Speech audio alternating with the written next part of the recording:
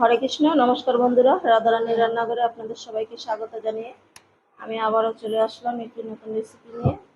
আজকের রেসিপি আম ফুলুরি, পাকা আমের ফুলুরি। এখানে আমি দুটো হিমসাগর আম নিয়েছি, একদম গাছ পাকা। প্রথমে আমি আমগুলোকে ছুলে নেব। হাতে একটু ছুলে নিচ্ছি।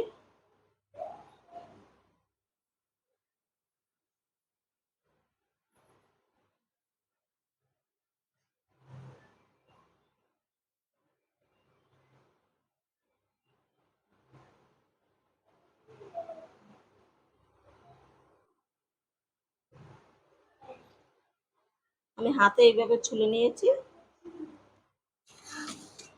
এখন একটা বাটি আর একটা চালনি নিয়েছি।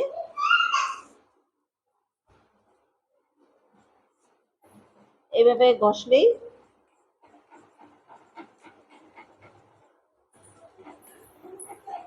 দেখুন নিচ দিয়ে পড়ে যাবে। মিক্সি করার কোনো দরকার নেই।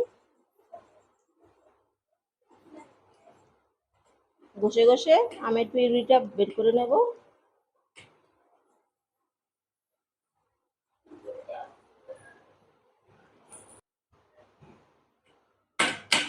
এই দেখুন, আমি দুটো আম নিয়েছি, আর একটা আমের একইভাবে বের করে নেব। আমের পিউরিটা আমি বের করে নিয়েছি।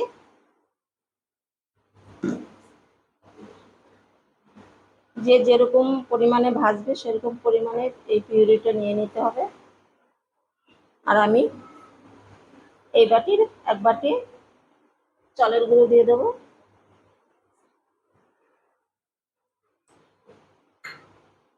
ওই বাটিরই মেপে এক বাটি ময়দা দিয়ে দিচ্ছি।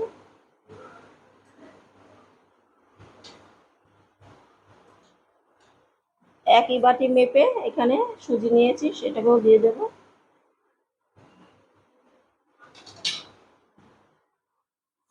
আর এখানে আমি 50 গ্রাম গুঁড়ো দুধ নিয়েছি, দিয়ে দিচ্ছি।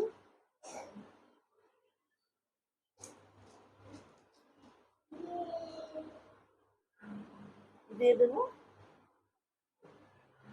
আমটা যেরকম পরিমাণে মিষ্টি সেরকম পরিমাণে চিনিটাকে দিয়ে দিতে হবে। আমি এখানে বেশি না, অল্প পরিমাণে দিয়ে দেব। আর দেবো না, কারণ আমটা প্রচুর মিষ্টি। একটু দিয়ে দেব লবণ। সবগুলোকে একসঙ্গে মেখে নেব।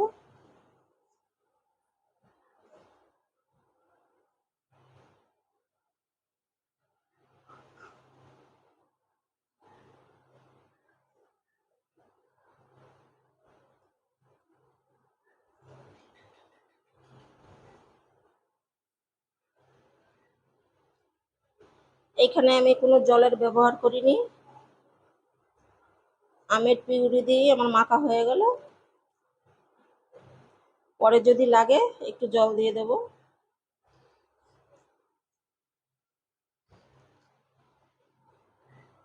এখন ঠিক এইরকম হয়েছে।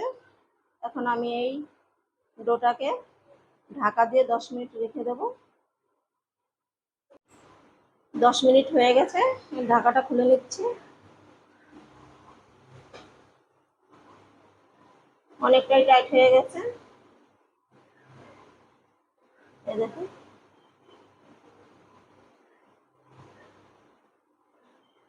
চিনিটাও অনেকটাই গলে গেছে। আমি একটু হালকা জল দিয়ে এটাকে ভালো করে ফেটিয়ে নেব।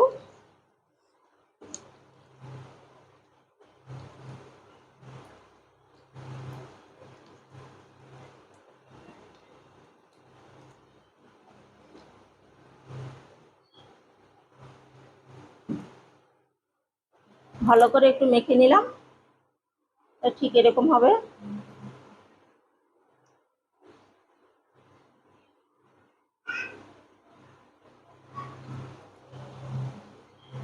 এখন একটু খাবার সোডা দিয়ে দেব। খাবার ছোটোটা দিলেও হয়, না দিলেও হয়, একটু দিয়ে দিলাম।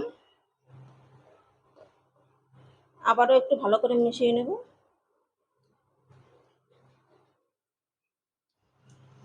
মেশানো হয়ে গেছে।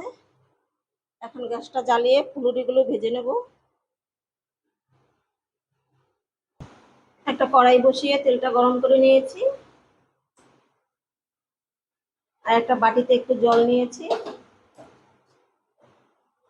হাতে জল লাগিয়ে নেব। আর তেলটাকে আমি হালকা গরম করে নিয়েছি। এই যে ব্যাটারটা এভাবে একটুখানি একটুখানি নেব।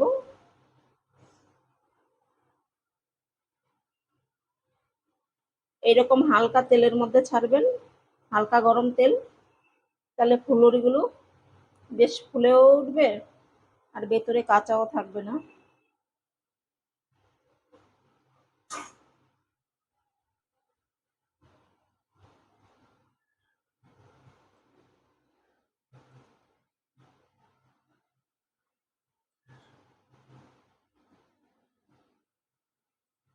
আমি কিছুটা পরিমাণে দিয়ে দিয়েছি।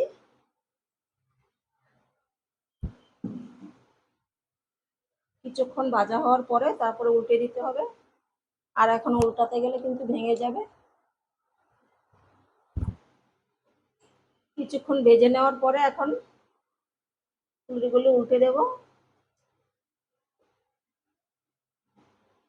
আর দেখুন কতটা ফুলে গেছে।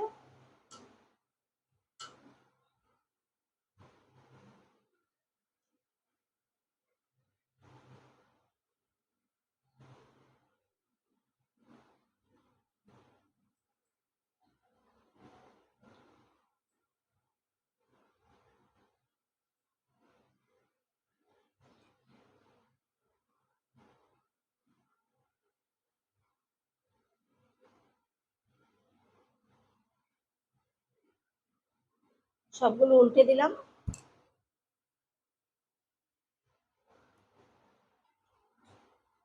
এরকম ভাবে উল্টে পাল্টে আমি ফুলুরিগুলো ভেজে নিচ্ছি। কিছুক্ষণ উল্টে পাল্টে ফুলুরিগুলি আমি ভেজে নিয়েছি, এখন তুলে নেব। আর এই দেখুন একটা বাটির মধ্যে একটা ঝাঁঝরি বসিয়েছি, যদি কোনো এক্সট্রা তেল থেকে থাকে তাহলে এর মধ্যে পড়ে যাবে।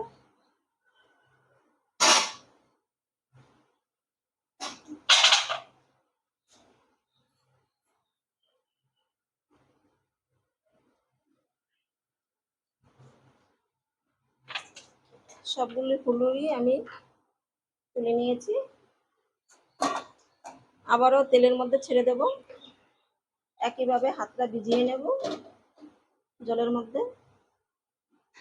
এইভাবে দিলে ফুলুরিগুলো একদম গোল গোল হবে। একটু বাদে বাদে হাতটা একটু ভিজিয়ে নেবেন, একদম গোল গোল হবে।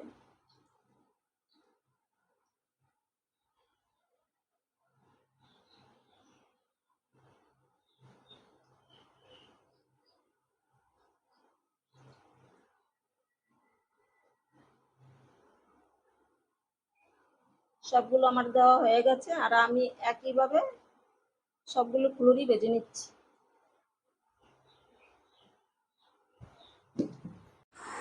সবগুলো ফুলুরি আমার ভাজা হয়ে গেছে। এই দেখুন, দেখে কোনো বোঝার উপায় নেই যে এটা পাকা আম দিয়ে করা, মনে হচ্ছে যে তালের বড়া বানিয়েছি। এইভাবে করে পাকা আম থাকতে থাকতে আপনারাও একবার বানিয়ে দেখুন, দেখবেন খুব সুন্দর লাগবে। আর আমার এই পাকা আমের ফুলুরির রেসিপিটা আপনাদের কেমন লাগলো কমেন্ট করে জানাবেন। ভালো লাগলে আমার সাথে থাকবেন। দেখা হবে অন্য কোনো নতুন ভিডিওতে।